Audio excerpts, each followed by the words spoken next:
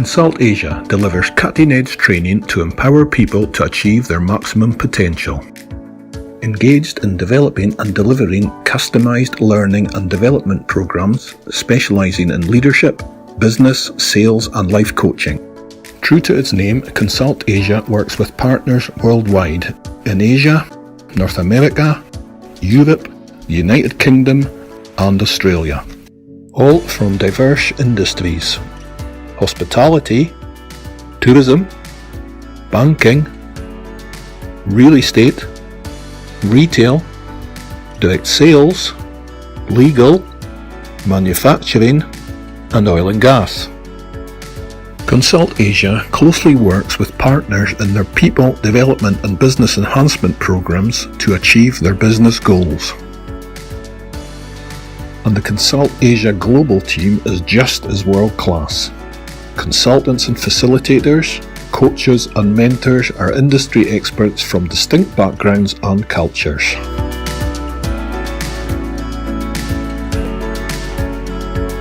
ConsultAsia delivers only high-quality training solutions and proactively pursues strategic alliances with global firms and consultants to stay ahead in the industry.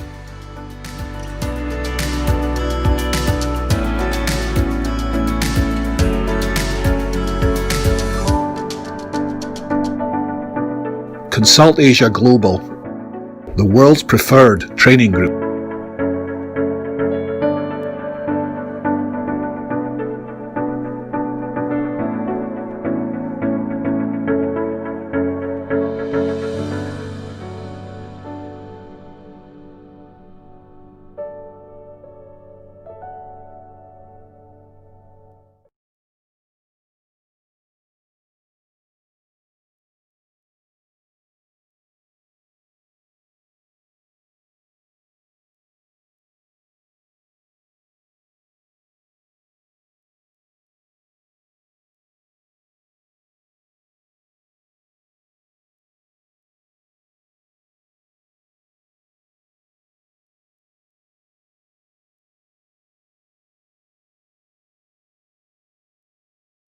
Flights, European Union. That was a very different life. And now we are using those solutions to address ours. And if you look at the statistics, companies spend more and more on the same solutions, expecting different results, but they are not getting better. Yes, of course, because they're trying to fix a smart TV with tools designed for black and white ones. Intention is good, they have budget, but the results don't reflect that. The world's changed more in the last 40 or 50 years than in 150 years prior to that. But a lot of established companies still pretend that the world is the same. They have the silver bullet, and they sell international training as intercultural one, which is misleading, because if that approach was correct, then there would be no millennial issue, for example, within a country. That's just another cultural group. We can see that. So the point is that we have to make this topic as uncomplicated and practical as possible so people can actually use it. And the book is about this. The book is not about global this. There's only one chapter in it. It's more about the mindset behind it. There's no point in giving people any tools without helping them develop the right mindset, without understanding what is the benefit of using it and what is the cost of ignoring it.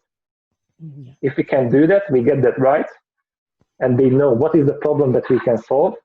After that, you can use whatever you want to, not until then. Wow, that's really, really powerful, Csaba. Well, Maria, people might be wondering also, as one builds on intercultural intelligence, Csaba, what specific skills do you think do people actually start to develop along the way? The definition of uncommon mindset or ICF mindset is that we are able to see the same situation from different perspectives so you can make a better decision. And then you can choose to respond instead of just reacting. So it's about cognitive and behavioral flexibility, and you need both.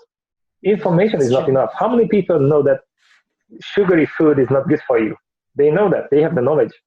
But when they are hungry, they eat it. They stress, they eat.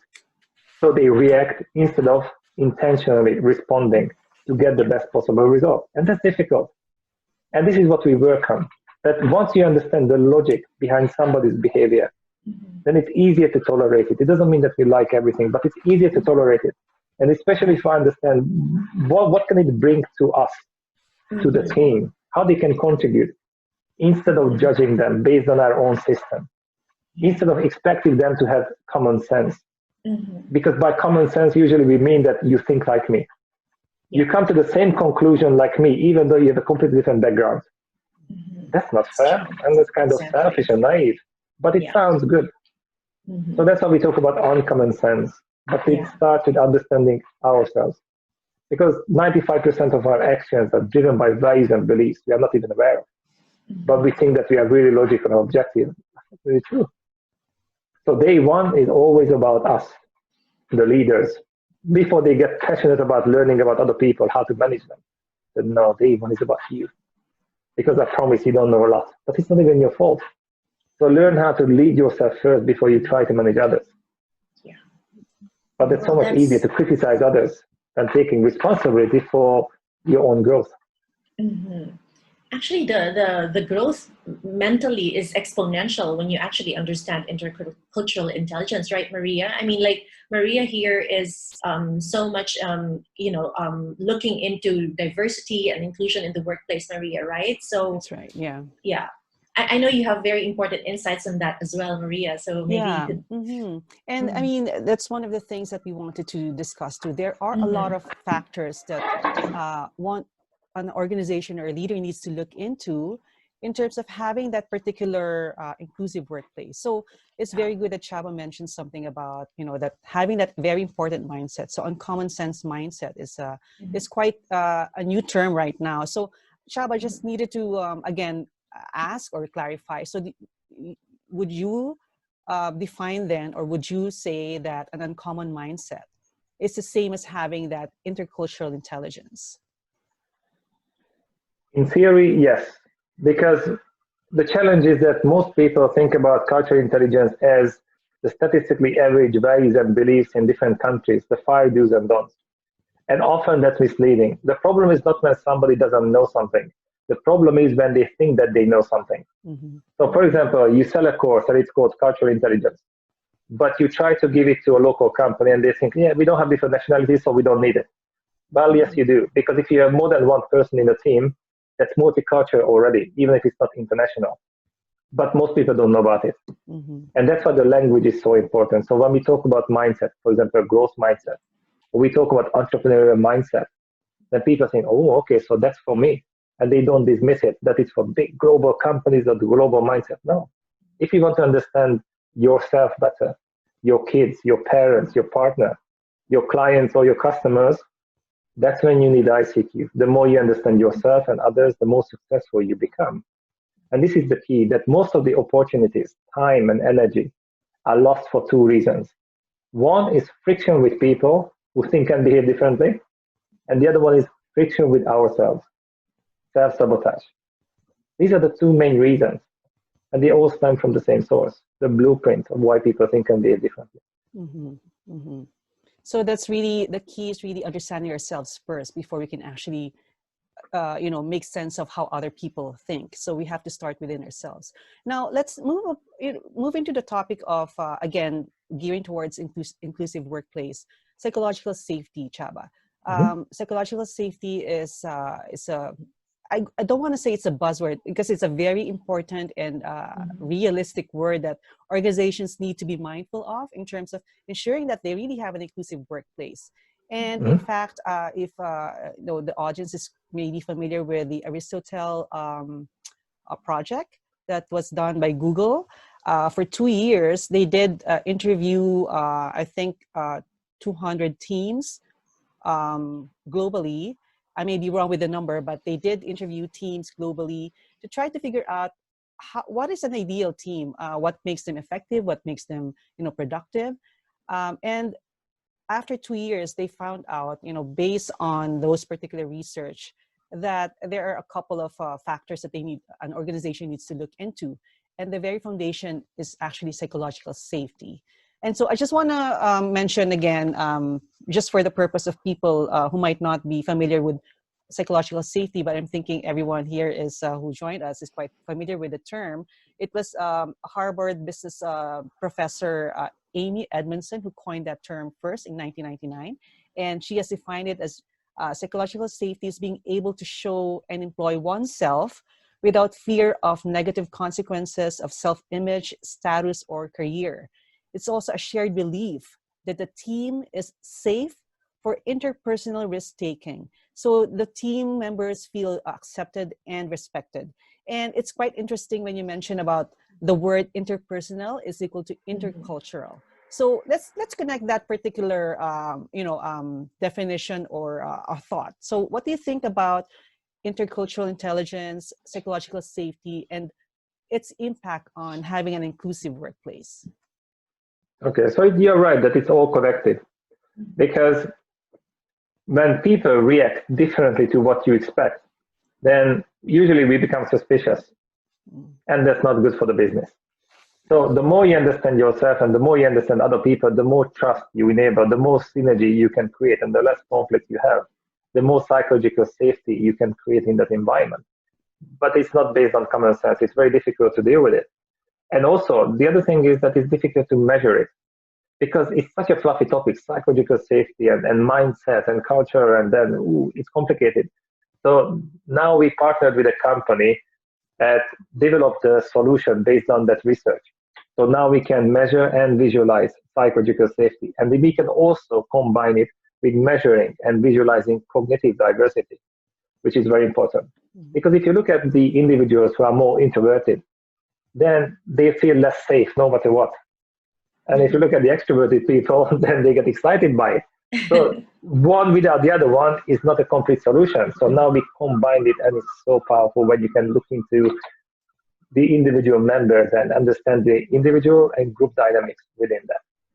So you were right that intercultural equals intercultural, because we all belong to those 15 or 20 groups at the same time. And around 80% of cultural differences exist within countries, not between them.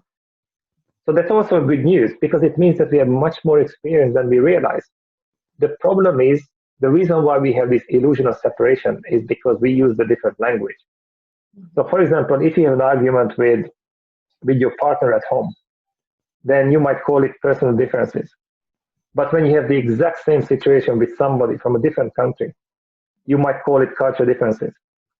On a cognitive level, exactly the same thing happens. And here's the problem, that sometimes the biggest cultural differences are sitting next to us, not on the other side of the globe. So instead of pointing out statistically average national differences to widen the gap, our approach is different. We can help you connect with individuals first, and then you can learn about the background, not the other way around.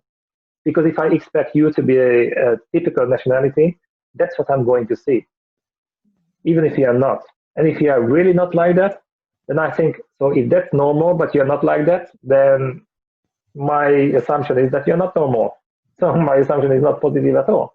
And that can be misleading. That's right. And, I agree with you that, especially here in North America, and I'm thinking, it's now globally, even in Asia, you don't need to work outside of your own country to experience that intercultural environment. No. It's within the family itself, within the actual team itself. So that's where you experience that intercultural environment, and that's why we're here to really make mention that it's very important to recognize the fact that you don't need to go outside of your own country to be able to understand the benefit of having this particular skill set or having this particular mindset, to be able to be more effective and, in terms of relationship with others and being a good contributor to your team, right? Yeah, because culture is what we are used to. It is a group habit driven by certain values and beliefs. It's like a set of unwritten rules. You know how to behave normally. But just because we conform to the same norms, we behave similarly, we wear similar clothes, it doesn't mean that we are the same. The different personality types exist because they have very different values and needs, which gives them different perspectives. And that's exactly what the Three Circle partners measured in their experiment in the US. They wanted to understand, how come you put smart people in a team and they deliver only a fraction of the results they are capable of? or they don't know why, or they don't know how much potential remained untapped. So they put them in a team, they score them individually, and then they have to submit the same assessment collectively. And the gap between the team result and the best possible individual score, on average, out of hundreds of different groups, was 79%. That's how much potential is lost in a team. Wow. Because 90% of business is interaction between people who think and behave differently. And that can be a pure 100% Canadian team. And I can show you case studies where, for example, an international team is much more homogeneous than a random local team. Which is interesting, because imagine when you have to hire somebody. Why would you employ a person who annoys you? You don't need that hassle in your life. You have enough stress. So, we like and trust people like us. So even though they look different, deep inside, they are going to be very similar. But here's the problem. You have to make a decision, and it's 10 people like you.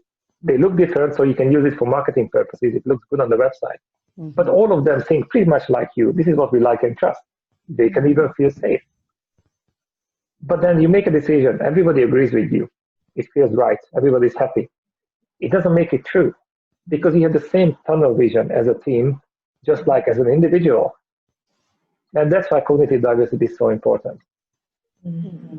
And, I can attest to that too, because I support a lot of, business leaders, and we really need to, as HR professional, we really need to make sure that we're guiding our leaders the right way when it comes to hiring. So they will be able to, get that talent that they need. Not the same way that that person thinks as they are, but in reality, that is happening right now in the workplace. So you still need to make that information awareness campaign for leaders, or you try to change that mindset of the leaders, because it's still happening at this time.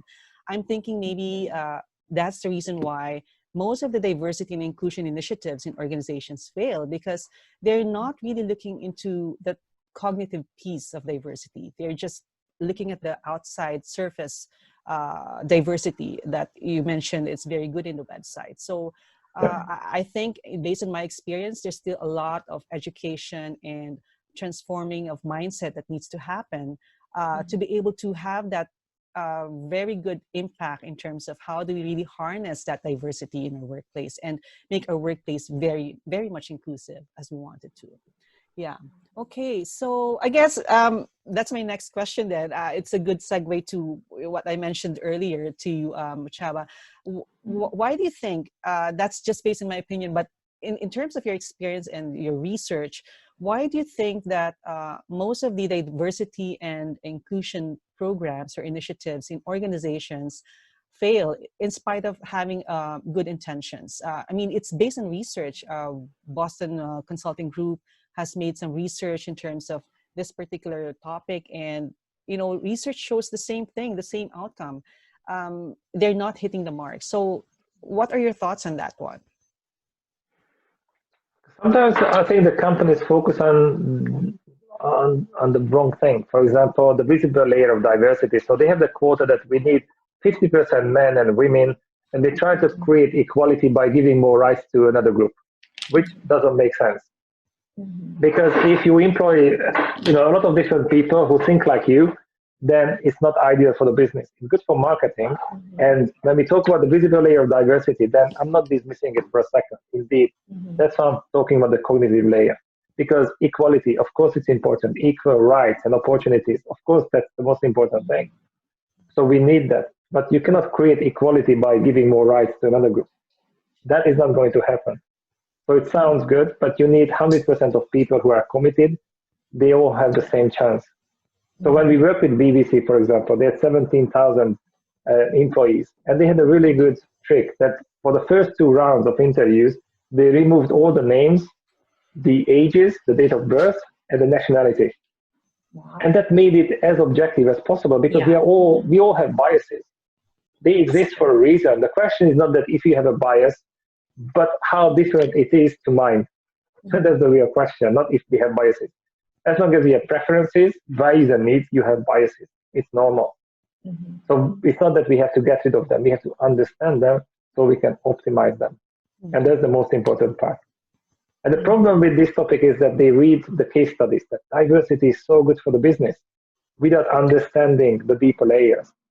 And that's a problem. But imagine that you buy a laptop because you want to use it for your emails and internet, but you don't know that you should connect it to the Wi-Fi, so it doesn't work. And you think this laptop is just out of order, it doesn't work. But that wasn't the problem exactly.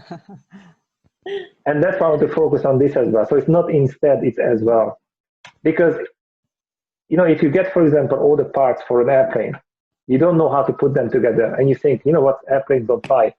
That's not exactly true. And that's the reason why I'm working on this. Because people might think that, diversity doesn't work. No, that's not the reason. You just didn't know how to turn the differences into synergy instead of painful liability. The problem wasn't diversity. The problem was the lack of understanding of the deeper layer. All right. And before sorry, Tinette, I just wanted to make mention too that I see that there's no capability for people to post questions. I'm not sure what's going on with my Zoom setting, but we will be opening the floor later if you have any questions for yes. Chaba. We will be opening the floor later for some question and answer portion. So yeah, sorry about that. I'm not sure what's going on with my Zoom thing, but I think something with the setting. All right, go ahead, Tinette. No, I was just going to ask, this is just, it just crossed my mind as Chaba was speaking. Where does empathy come into play? I mean, in the whole bigger scheme of things, because, as we said, intercultural intelligence is, really having that mindset of, understanding in full on, not just in terms of countries, but really, the personalities and all. But what about empathy? Because empathy, I think, would you consider that as a cognitive aspect of human beings or more of an emotional aspect? It's not very clear to me though, because I think empathy is very important in the workplace as well. I don't know, like as for example, Maria and I are working in two different parts of the world, but before she moved to Canada, she was also based in the Philippines. And I don't know if it's, applicable to say that, right now, Maria and I it's a more diverse or inclusive environment for ConsultAsia. But for me, the way I see it is, it's also very important that you're able to put yourself in the shoes of the other person and really understand whether you're in marketing, HR, operations. It's very important. So in your point of view, Chaba, where does empathy actually fall under in the bigger scheme of things of ICQ? I think it's both of them, because of course it's emotional, but you can improve it if you understand the logic behind somebody's behavior. And that's important, because sometimes people cannot tell the difference between sympathy and empathy. Because sympathy is when I think that I know how I would feel in your position, which is nice, but that's the projections of your life and your values and your beliefs. Empathy is when you understand how they feel. But that's not easy. How would you know that? Exactly. It's not easy to see the situation from that perspective. You don't know about their background or why they feel like that. So the more you understand the blueprint of why people think and behave differently, it's easier. So of course, empathy is important. And that's how we can learn how to respond instead of just reacting. Because when you interact with someone and you have this negative feeling that, oh, you annoy me, that should be almost like a reminder or an anchor as a warning that don't react, stop for a second, just double check it. Chances are that it's a misunderstanding. Double check it. So let's assume that they don't want to hurt you. And empathy is important because once you realize that there is no aggression without fear, it's just different to look at those people anymore. Because when I used to do martial arts and you see someone who is full of tattoos and foaming in the mouth, and then you think, okay, so I know that you have issues. You have to overcompensate for something. I'm going to find what that is. But the quiet ones who can look into your eyes, they know who they are, what they stand for. That's dangerous. And that's where self-inclusion is so important. Because before we try to accept other people, how many people can accept and like themselves? Mental health issues are a big problem now. When people compare others' highlights with how they feel inside, they don't know how the mindset works. How can you fix something if you don't know how it works? That's why this topic shouldn't be the privilege of corporate training. It should be taught in schools, at least in the high schools. And it will be a really, really different world. So let's focus on self-inclusion first, which is not selfish. It's just the ability to understand who you are, understand what you stand for, be okay with it. Because if you can, then you don't have to bully anyone to feel important. You don't have to hide to feel safe. Sure. Then you can be inclusive towards others. But if your self-esteem is low and your self-esteem depends on how many people need you, how many people like you, it's a really fragile place. If you need this external validation, then you're going to be too nice to people, or you have to be more aggressive to protect yourself. Because the logic is that if I'm rude to you, I don't like you, I shoot first, then I'm safer. I'm not going to wait until you tell me that you don't like me. And to me, that's the key. But facing your own demons is much more uncomfortable than criticizing other people. And that's why most people do that. They try to change the environment, they try to change other people, they try to inspire the world while remaining the same, which doesn't make sense at all. True. All right. No, that's very good insight, Chaba. At this point, I will open I still have some questions for you, Chaba, but I'd like to give some time for people to really unmute themselves. If they have questions to Chaba, feel free to unmute yourselves and ask those questions to him. So in terms of, thanks for providing that insight in terms of why most of the D&I programs or initiatives fail. There's still also that missing piece or missing link that organizations need to address. So given that intercultural intelligence is, we actually identify here in this conversation that it's actually one of the keys to building an inclusive workplace. How do you think, or how can an organization build the intercultural intelligence and having that uncommon sense mindset for their leaders and their employees? What do you think are quite necessary steps that they have to do? I think step one is that, the basic principle is that people don't do anything until it hurts enough. That's just human nature. So they have to understand first that they have a problem, how serious it is, how much damage has been done, and decide for how long they want to put up with it, because it's going to happen unless they address the root cause of the problem. Because if you think about now the employee engagement programs, at least companies know that happy people make more money. That's the idea. So they introduce the employee engagement programs. They give them free lunch and a spa treatment. But when you are clean and relaxed and full and you go back and the clients still irritate you, you cannot stand your boss, and you don't like your colleagues, then you're going to be even more pissed off. So that's about treating the symptoms, not the root cause of the problem. So if you look at research, then 60 to 80% of all problems in a company stem from strained relationships between employees. It's not because they are not good enough, it's because they clash. And the top three reasons are clash of values, clash of personalities, and poor leadership. 60 to 80%, and all three of them stem from exactly the same source: the lack of understanding of why people think and behave differently. So this is what we address at the same time by giving them the blueprint. So what if you can just reduce it by 10%? How much would that mean to you? Less people would leave? Would you have a better reputation? More sales, higher engagement? Because most of those conflicts are based on misunderstanding, not understanding themselves and others. Most people use their mindset like they use the smartphone. They know their own habits, they can use a few apps, but they don't know it's a supercomputer. And definitely if it goes wrong, they don't know how to fix it. And it shouldn't be like that. That's why this should be a topic in high schools, at least there.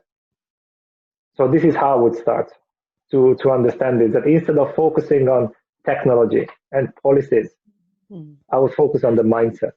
So even if you look at Jacob Morgan's book, The Future Leader, he's the one who asked 140 top CEOs about what is the skill that we should be teaching leaders now.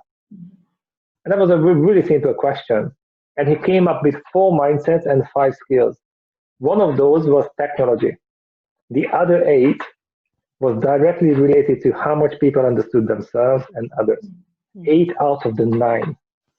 Not technology, not policies. That's not the problem. It's people. They are your biggest assets.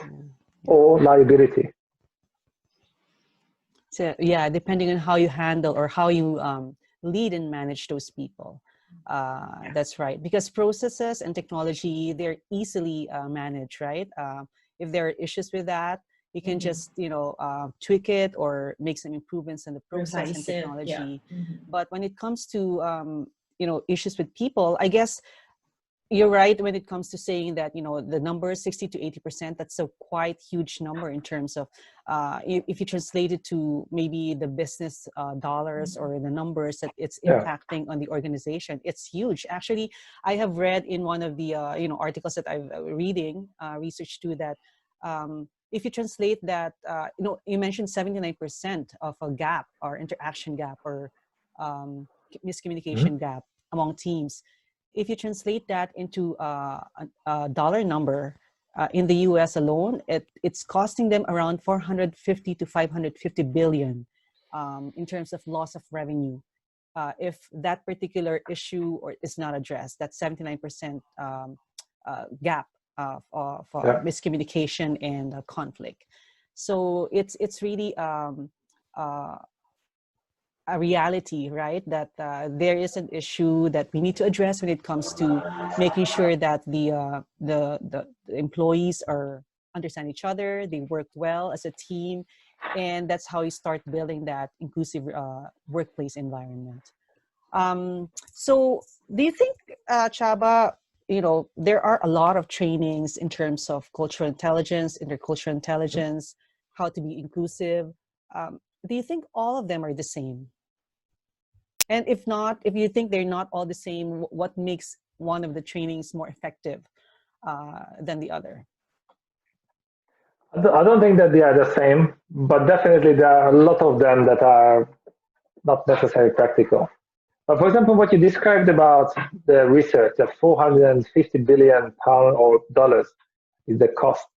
It's such a big number that I think it loses importance, because it's just so big and it's not personal. But when you talk to a client and you talk about this gap and you can put a number to it.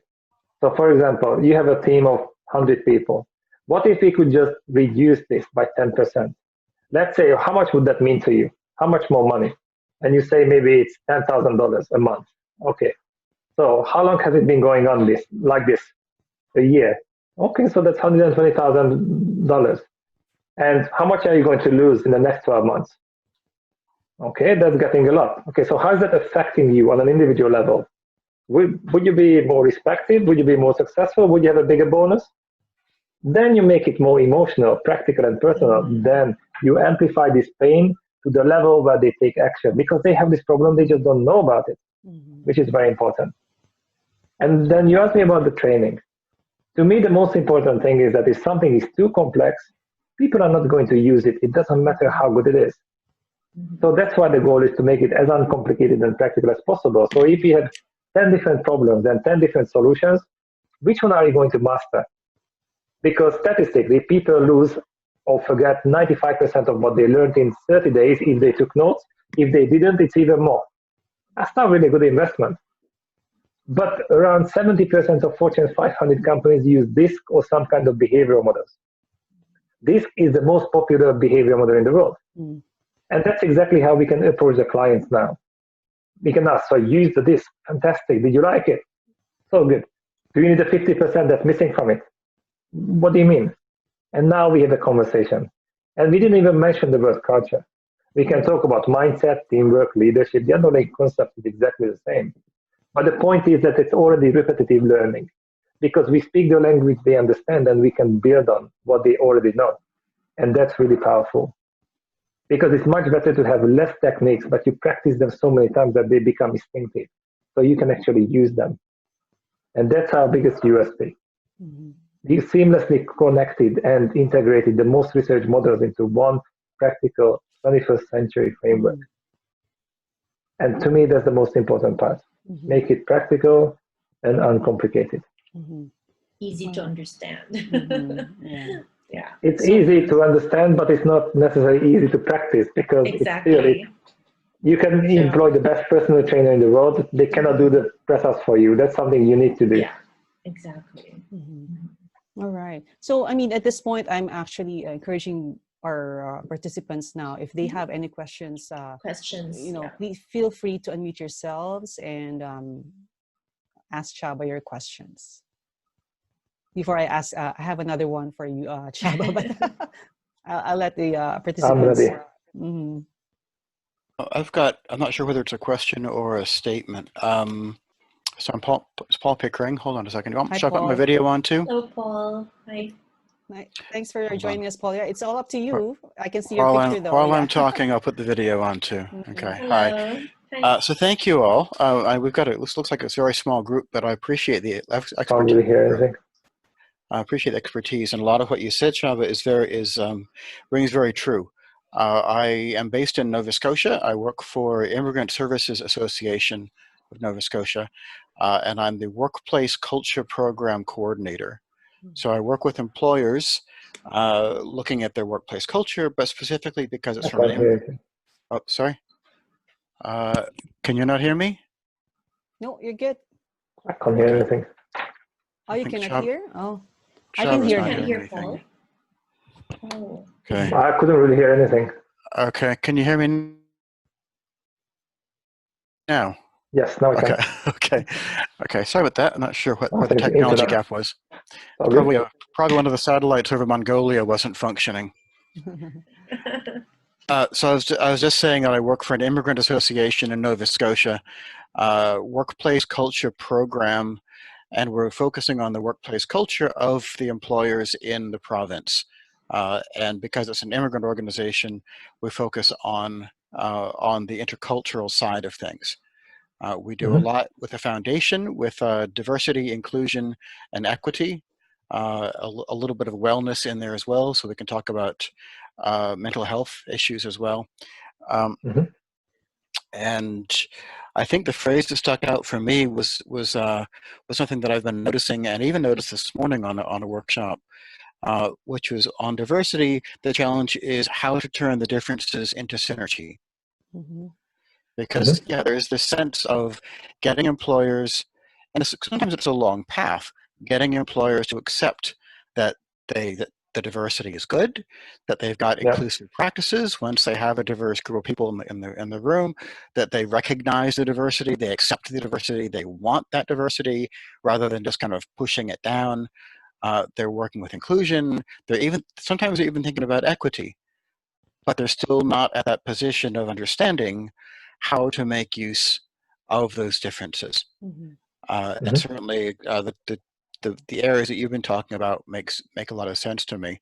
I'm guessing you'd say just start off with uncommon sense as a starting point for myself to start getting a handle on that. But could you expand anything else on that topic or on a path forward?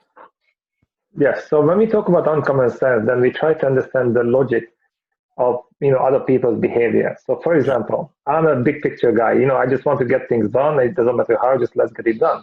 And then I have to work with someone who is much more process oriented, somebody who is slower than me, asking a lot of questions.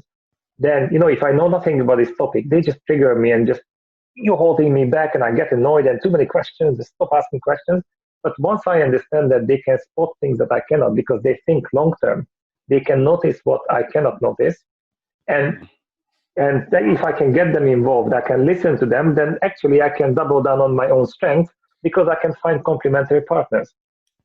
But if I don't know about this, then I just want to get rid of those people because I think that they are slowing me down. But once I understand that maybe I think that I'm efficient if I make quick decisions, and they are slow and they are inefficient because they cannot make a decision, then there's an argument.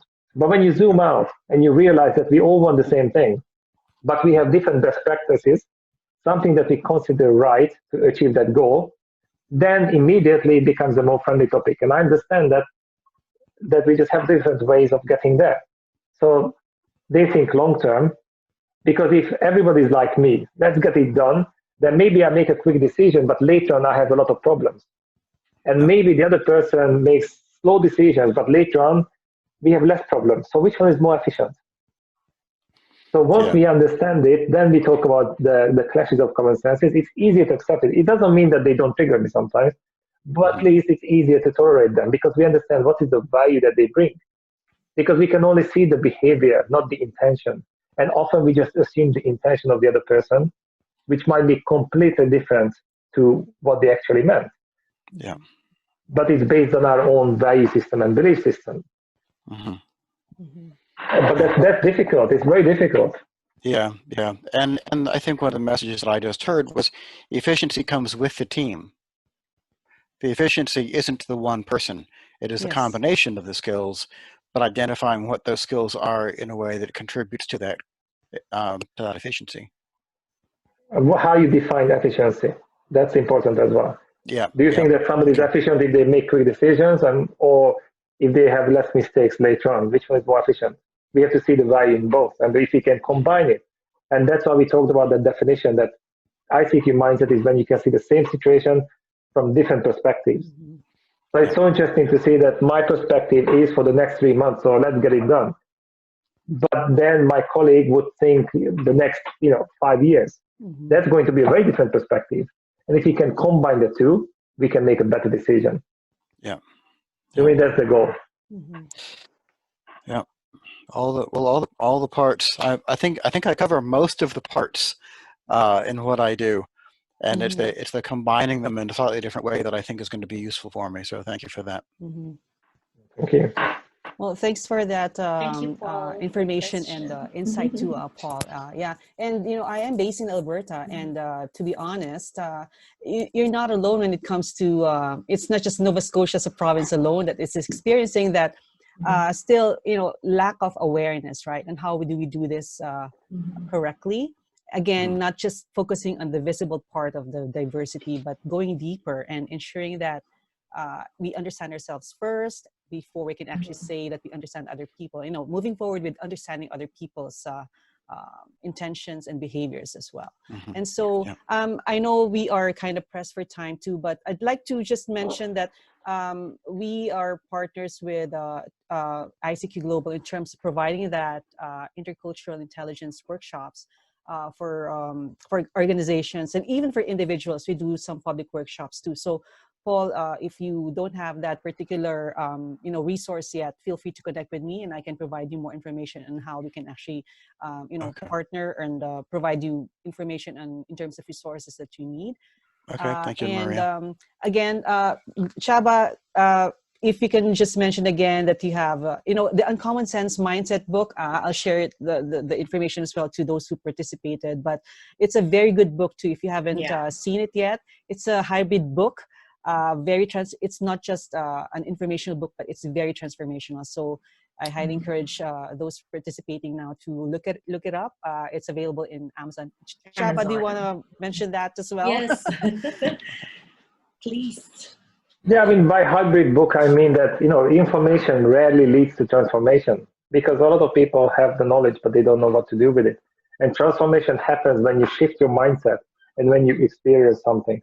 So by here, hybrid book, I mean that you can read a chapter and there's also an interactive learning platform attached to it. So technically you can experience what you read. And at the same time, it's almost like an investment in the future generation because it includes more than 500 pounds worth of resources. You get the assessment, you get the coaching platform, you get a certificate at the end. And when you finish, you become part of a community. Because that's when we learn the most, when we can experience it, read about it, discuss it, and you teach it. It's a journey. And when you can share it with like-minded people who are on the same journey, then it becomes a completely different experience. And you grow together as well.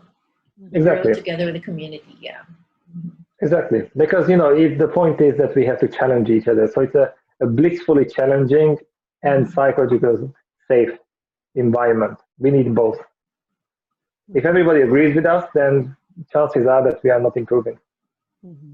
And if I may just add, my personal experience with Chaba is, apart from reading the book and learning from it and attending whatever training or coaching certification whatsoever, it's really the support that's very unique. When you have that constant support from Chaba, from the community as well, and the community, because you don't really get a good grasp of it, at that same day that you're reading the book, So it's like a constant it's an ongoing journey, if you know what I mean. And that's why it's difficult to explain it until you yourself experience it.